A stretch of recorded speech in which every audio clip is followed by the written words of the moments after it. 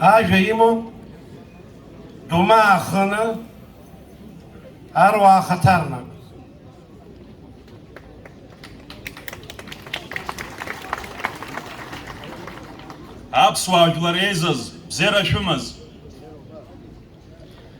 Уважаемые сограждане, сегодня в непростое время в нашей стране происходят процессы, не соответствующие интересам народа и государства.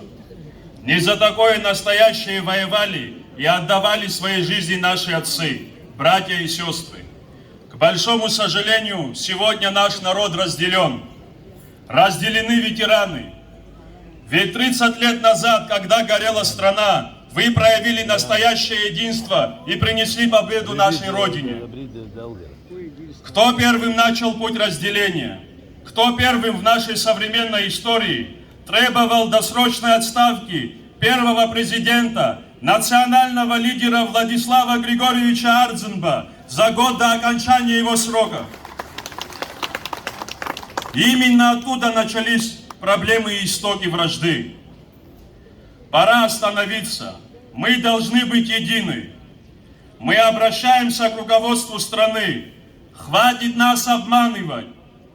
Нынешняя власть на выборах убеждала народ Абхазии, что с приходом к управлению страной будут проводить реформы, сократят раздутый бюрократический аппарат и будут открыты для народа. Что мы видим сегодня? Абсолютное отсутствие реформ, закрытость власти при принятии значимых судьбоносных решений для народа и страны, как это было сделано с госдачей Пицунда втайне от всех. Вместо обещанного сокращения количества министерств создали еще дополнительно 2 министерства. Это новые раздутые штаты для своих сторонников. Вы так народ объединяете. Власть вместо того, чтобы заниматься государственным строительством и укреплением суверенитета, занимается реализацией собственных коммерческих проектов и при этом высказывает готовность поделиться суверенитетом государства.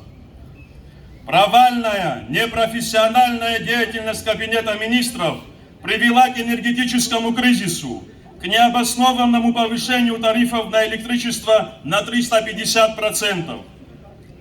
Открытие в одностороннем порядке абхазского рынка для импорта товаров из вражеской Грузии противоречит политическим и экономическим интересам Абхазии. Дорогие друзья, мы патриотически настроенная молодежь, которой не безразлично будущее нашей страны. И если наши старшие нас обманывают, не показывают нам верную дорогу, то мы имеем право сказать, что не верим этой власти, не верим президенту, министрам и всему правительству.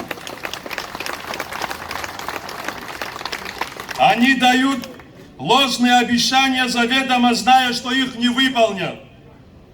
Мы будем бороться за будущее нашей страны. У нас нет другой земли, кроме нашей Абсны. Абзеров за Аллах. И того бедутся.